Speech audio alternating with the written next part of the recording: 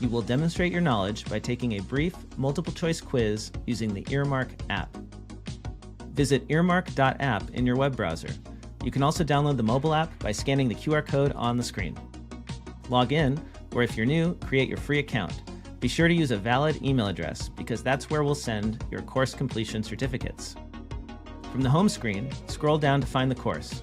You can also tap the magnifying glass icon to search for the course. Tap on the course artwork, then the Enroll button. On the Course tab, you'll find the recording and quiz questions. Complete the quiz to earn your CPE certificate. It takes us a few days to create the course on the app, so if you are attending this session live, please wait a few days. We'll email you a link to the course when it is ready. If you have questions or need help, email us at support@earmarkcpe.com. And now, on to the event.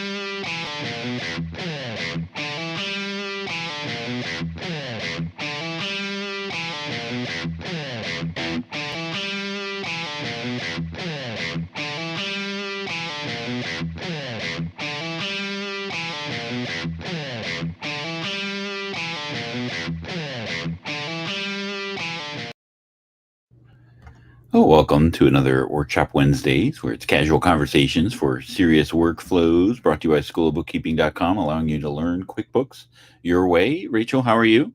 I'm good. How are you? Very good, very good. Thank you.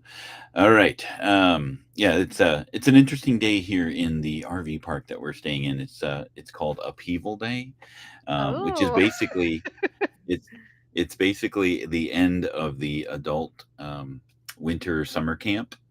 Um, oh, so they had a parade already, and they have wow. Okay. human horse racing, and uh, That we go. must come in light of the change of the daylight savings.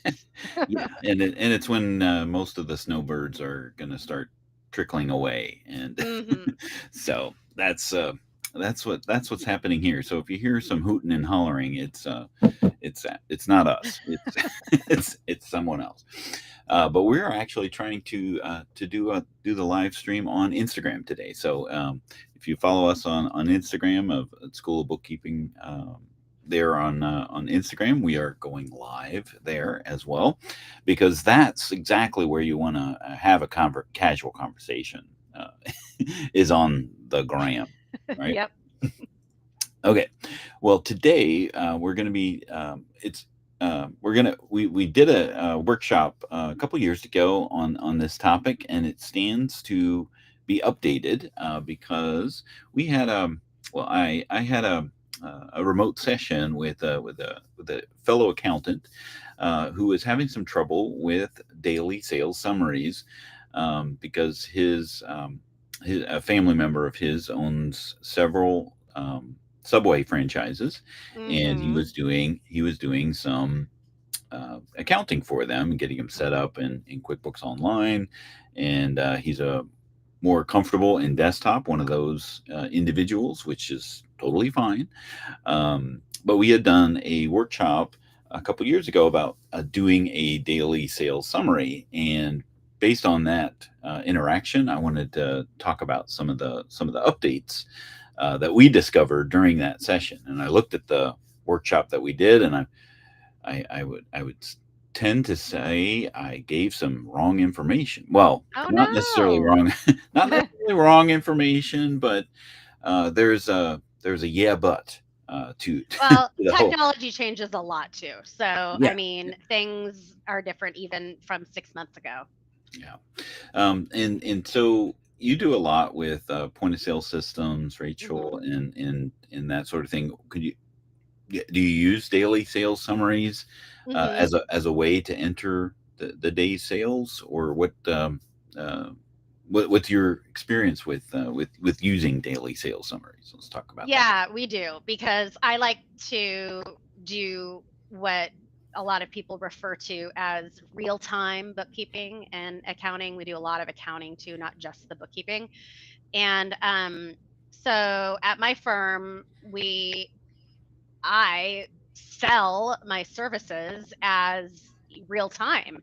And what that means is, well, maybe not with everything like up to the second, but at least up to the prior day of, the daily sales being posted.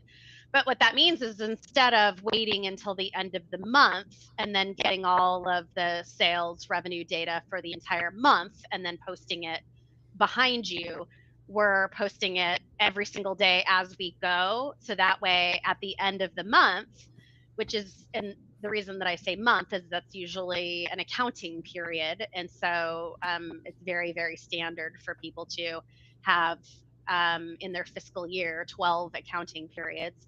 And so at the end of the month, oftentimes you can pull the sales data in a month report and post it, for a month. But then during that current month, you don't really have a complete set of financials up to the prior day until the month is over, and then you can look in the past.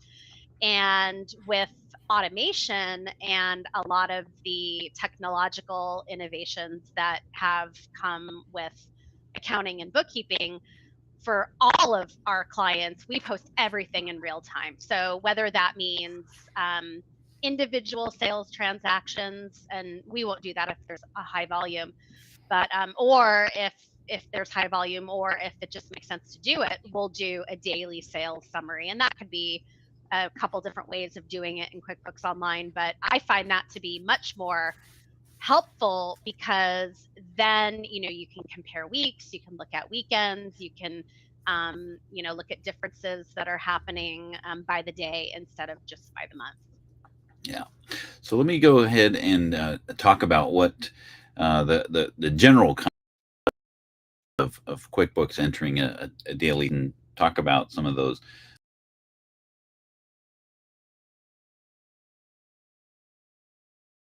Am I frozen? Yeah, you were frozen a little bit, but you seem to be okay now.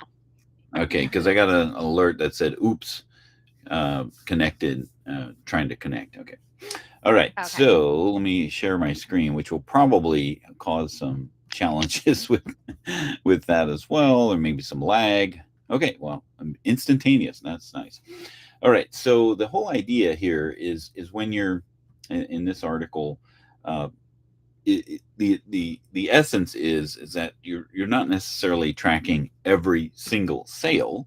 You just want to create a daily sale for the day, and the more common. And that's appropriate, because what if let's say it's a Subway franchise, and you sold, made 479 sales that day, individual sales transactions. You don't want to input every single one of those. You just want a total for the day. Right. And typically this situation will come up when they're tracking their daily sales, when they're actually ringing up sales in something else. Right. And that could be online, that could be in a point of sale system, that could be a variety of ways. And the daily sales summary will summarize that. There's no better way to say it. I hate using the definition and the answer in the same question, but it will summarize that daily sales into whatever, as much detail or generalization as they see fit, right? What do they need to know out of those sales? And the history of this comes from, an old cash register, right? Like the NCR, you're ringing up the sales, chunk, making those noises. But at the end of the day, you do typically this process of zeroing out the cash register, so that cash register is ready for tomorrow's and sales. Balancing your till. Oh, I love that. Exactly. I'm so weird. So historically, that was called Z out, right? To Yeah. zero out. Turn the key in the cash register to Z out, and then it will spit out in the register tape. The day's sales summarized however you see fit, right?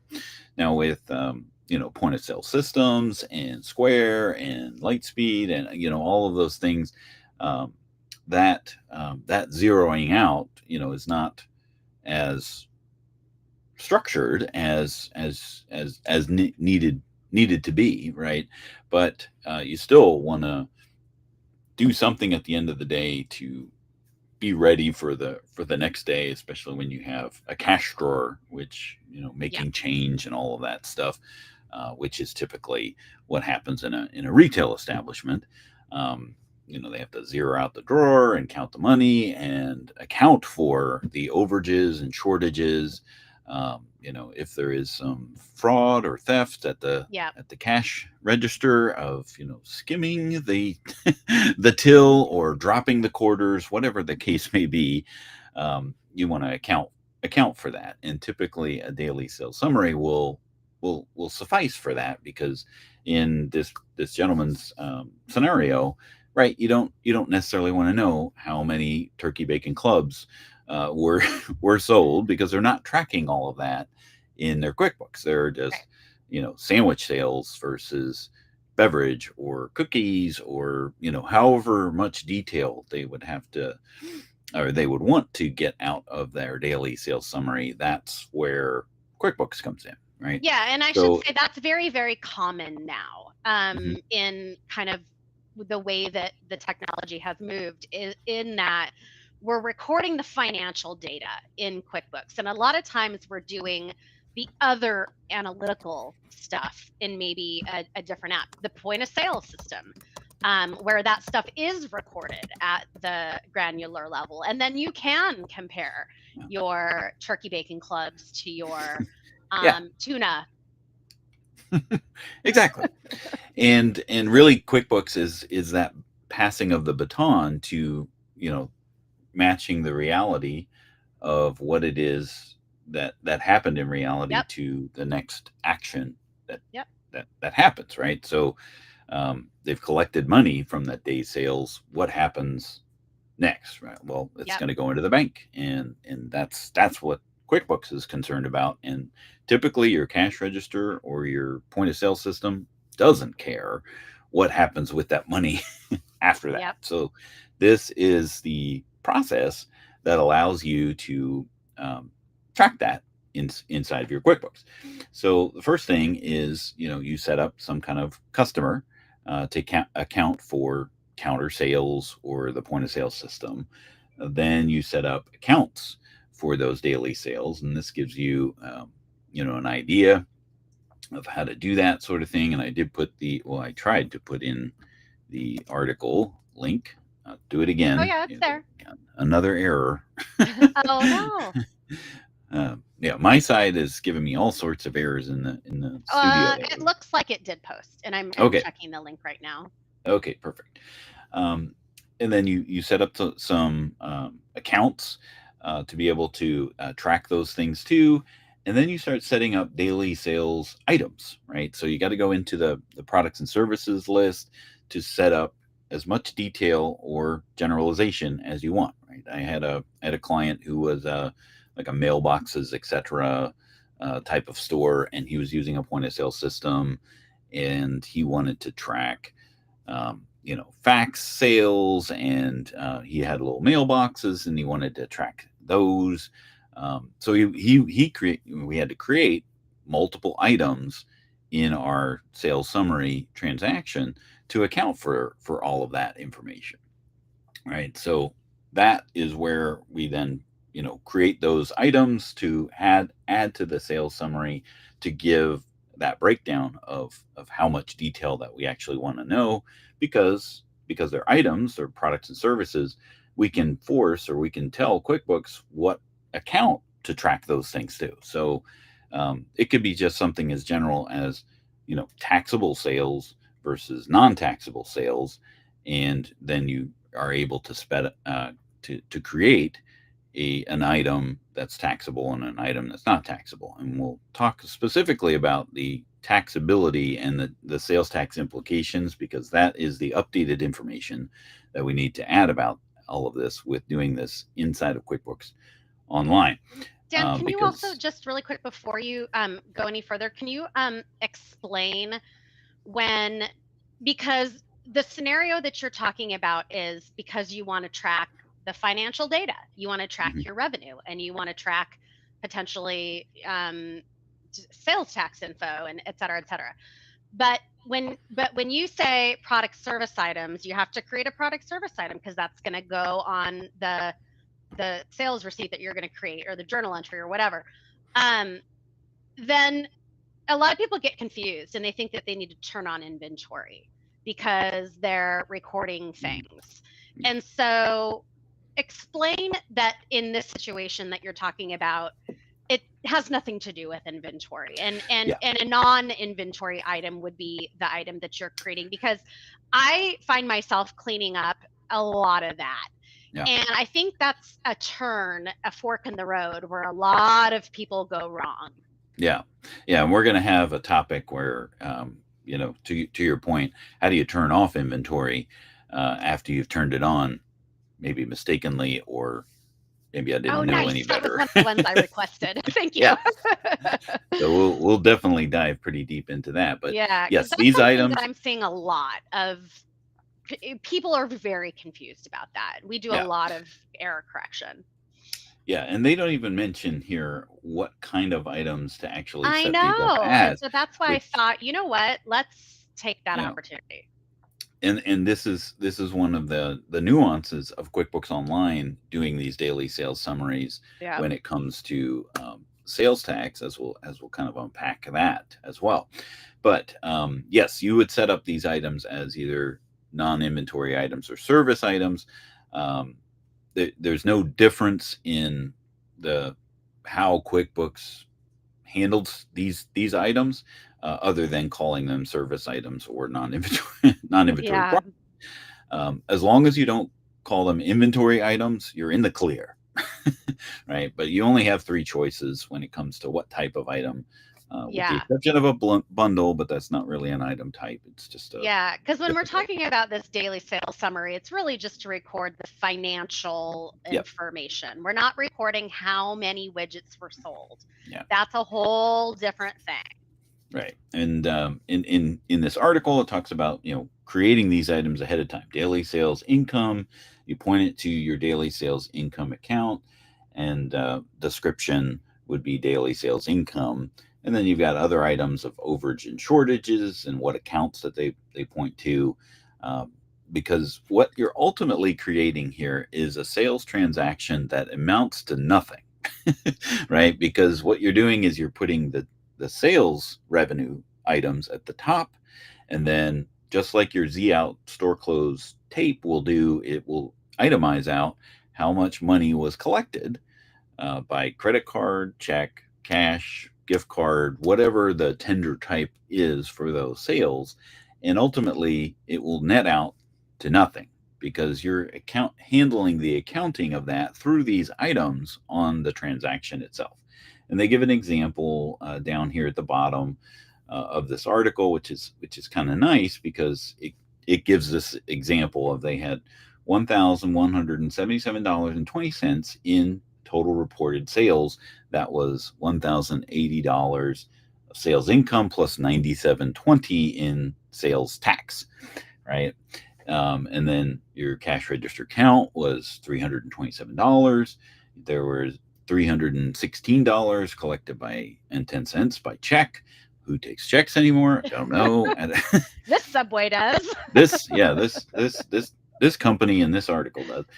Visa, MasterCard, and again, if you have those separated out, you can certainly do Visa sales versus MasterCard sales if you wanted to, but they combine them in $343.35. Amex was $87.20. There was a cash shortage of $16.35, and another Discover of the exact same dollar amount of why make it I make it duplicate, but okay. But Discover and American Express were $87.20. So you can see here in this example, if I make it bigger, whoop, uh-oh, there we go, trying to center it. The amount of the sales receipt is nothing, right? But all of these individual items come in. So there's the 1080 for daily sales, and then the cash, the check, Visa, MasterCard, American Express, Discover. They are all negatives on this sales summary to account for. All right, this is the income, the revenue, and notice the tax check mark here, and then the daily sales zeroes that out. Z out. There's our Z out of zeroing it out to nothing, and the accounting is handled by these items on the transaction themselves. So what this allows you to do is to point cash, check, Visa, MasterCard, American Express, those items as going into undeposited funds, right? So most companies, most retail companies don't go running down to the bank with $327 and exactly their cash till of $327 down to the bank that day or the next day. They might wait several days to then take all of the cash that they want, whatever they're leaving behind in the cash drawer, and then making one lump cash deposit, maybe every other day or 2 days. Or this will allow them then to create a deposit for whatever that is, and because they're choosing the memo, will have cash, check, Visa, MasterCard in the item. They'll be able to know which ones are cash and which ones are check to make the appropriate deposit and put it take that, pass that baton that QuickBooks and their point of sale system are now doing that, right? And if that's all that you're doing in QuickBooks, that's totally fine. Now, the caveat of all of this is sales tax, right? And this is where this story, came up. Why this topic became such a, well, we need to do this, because he came to me because he's trying to do sales tax filing, right? Mm-hmm. And so I've got a transaction here in my demo here of I did it. Oh, where was it? Oh, darn it. I'm going to open it. So I was, using an item on a daily sales transaction. There's that Three Musketeers bar. It's $1,000, but it's taxable. Right? It must be Dubai chocolate. Yes, it's that's a TikTok fancy reference. chocolates. That's a teen TikTok reference. All right. And then I put thing about tips. I put a tips in here. So, and then it's just a Visa payment. So, in the grand scheme of things, this was taxable, and it showed down here at the bottom that $70 was collected in tax because it was sold in Florida, and this particular item was taxable, right? So there's my sales, which goes to the right place. It's calculating taxes. But when I go and look at my Florida Department of Revenue tax report, my gross sales is negative $70. My non-taxable sales is negative $1,070, and my taxable amount is $1,000, which, now this is very confusing. Like, how do I tell the state that I have negative $70 in sales, in gross sales, and negative $1,070 in non-taxable sales? Because that's not true. And that's where the daily sales summary in QuickBooks Online gets but and if you're using QuickBooks Online to help you file and remit and pay your sales tax, don't do it this way. Right? Because these items on here, for anything that's a negative, which is the tender types, or gift cards, or what have you. There's sales items to QuickBooks, because there is no such thing in QuickBooks as a QuickBooks Online as a payment item, right? But QuickBooks Desktop allows you to set up items as payment items and put them as items like this onto the sales receipt.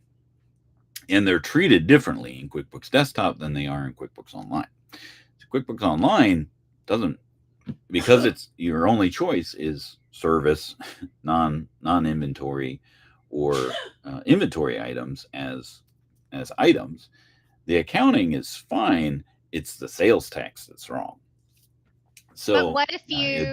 Jamie's like, oh, Yeah. Okay, quick question though. So what Yeah. if you didn't do the negative item to throw off your sales, and you deposited to a different clearing account? Yeah, you'd have to do it that way, Mm.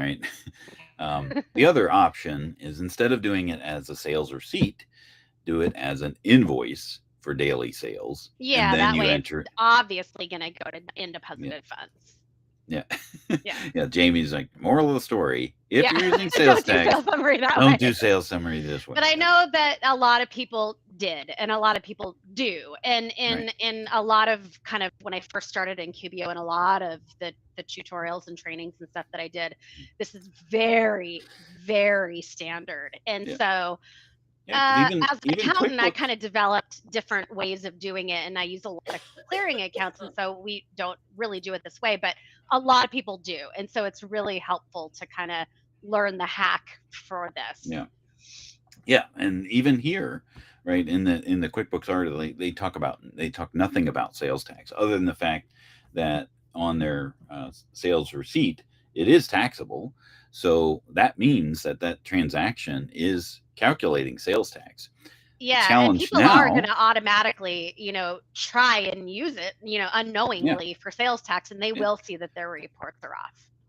And the challenge is, there's going to be a rounding issue when this all becomes settled, because it's going to summarize, all of your taxable sales into a taxable subtotal, which is not going to be likely your daily sales. There's going to be a rounding of cents as those smaller transactions, right? Like you have a Subway sandwich of, I don't know, what is it? It used to be $5 for a foot long, but not anymore. Maybe a $5 6-inch. So. Yeah. But anyway, those smaller sales at the sales tax percentage, whatever that is in the state that you're in, is going to have typically a rounding issue when it comes to summarizing all of those sales. So if I had 40 sales at $20 a sale, that's going to be, it's going to calculate the sales tax on $20, or whatever the amount is, rather than $1,000 times the global addition of that. So that's another thing to that will be in consideration when you have that, because you're going to have a discrepancy between the amount of sales that was collected and the amount of sales that QuickBooks is going to calculate. Yeah. Right. Reported due. In this guy's situation, he, the Subway franchise had a connector to send daily sales summaries to QuickBooks.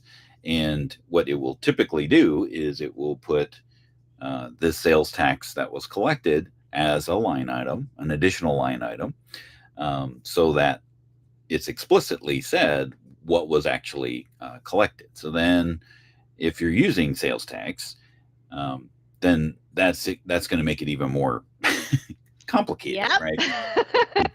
Because it's not going to tally it up in the sales tax center. It's going to collect it like a regular GL account. Right.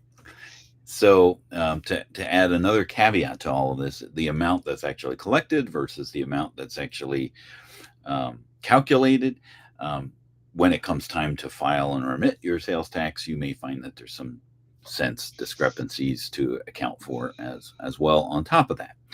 So if you're using sales tax and you're using, and wanting to summarize the daily sales, the best option is not to use sales receipts to do that, because those payment items are going to um, screw up your sales tax. That's the sales tax reports, right? So by having this guy, whoops, this report here will show horribly wrong, right? So one of the point of sale systems that I've been working with is Lightspeed, and they send sales summaries over to QuickBooks. It's really cool because they will send sales summaries over to QuickBooks as soon as you close the register in Lightspeed. So Ooh, you don't have to tell it to go over, right? They just show up. Now those sales auto summary, sync. yes, I love those that. sales summaries come over to QuickBooks based off of how you. This is an example of what those sales summaries look like. You'll notice none of that. You don't see any payment methods on these things. So it actually will send these sales summaries over as invoices, and the payment methods that are utilized will automatically get applied to this invoice and lower the balance. So you'll Hmm. see on the invoice itself inside of QuickBooks the payments that are there, and then they go to undeposited funds for depositing. So that's really a cool thing uh, that you can do. And it sounds like my headset is going to die, and somebody's talking to me. Um, but you're able to specify that in the day in the preferences inside of Lightspeed. So that's one of the really cool things that Lightspeed will do is take care of these daily sales summaries for you by using QuickBooks Online the way it's designed to be used, Yeah. uh, by doing these as invoices as opposed to sales receipts, Yeah, and a lot of because you're other connectors will do that too. And the great thing is, like you're explaining, and then they'll mark it paid. And then that Mhm. way, the actual payment that's coming through the bank feeds will find that payment and it'll match, which is really Yep. great. So that way the work is really in the setup, in the mapping, you're setting it all up, but then what you're doing the rest of the time is just match, match, match, which is Mhm. really, really great. And then, I'm guessing Lightspeed is, like everybody else, in that they're they're posting the sale sort of based on how the payout is coming. So, like, what I mean by that is, if it's paying out a day's worth of sales, that's the sales posting that's going to post ahead of time. And it, like, say for example, the total sales that you sold is going to be $572. Well, that's the total credit card amount or whatever that'll come through the bank feed, and so it'll know that Yeah. that's the amount on the correct side supposed to be expected. That's a really bad way of explaining that, but anyway, I knew what you were basically, like, saying. all that to say, it's going to post what it knows the money coming through will be expecting, which is Yes, really, really and nice. And on a on top. daily basis, if you've told that system, I want daily payouts, that's how it will post it.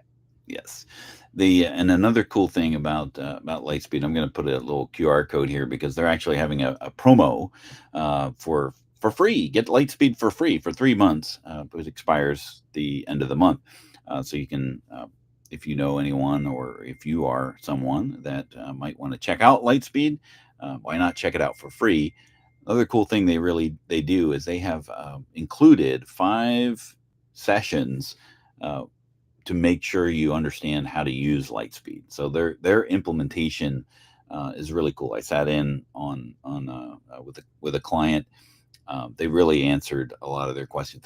They're not so clear on the QuickBooks integration, and that's why I wanted to sit in with them to make Mm-hmm. sure that those things, how they show up inside of QuickBooks. But the problem with any new software is if you don't know how to use it, you don't use it, and then you never use it, and then you don't, you get frustrated. And so they charge for the implementation, but they credit it back. So it's a really cool Nice. option that they have. And they give away their time to make sure that you're able to understand how to get the most out of it.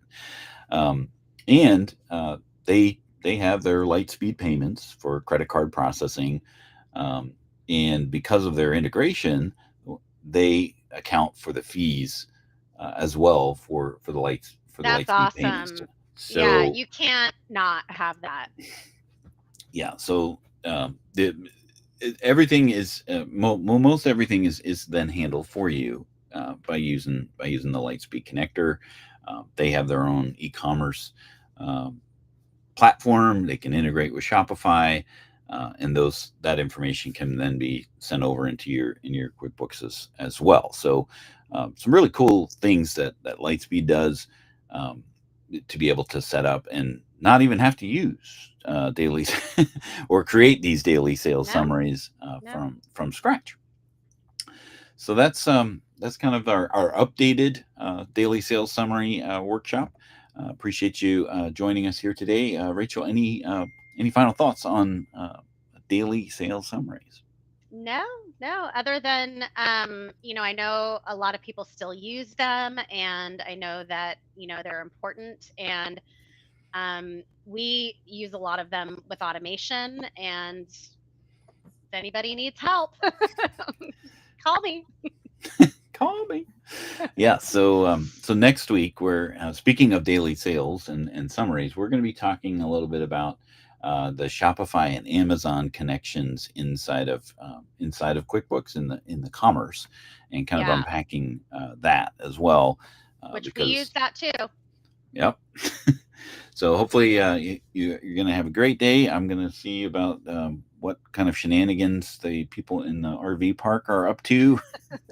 And we will see you next week on the Workshop Wednesday, and hope you all have a great day.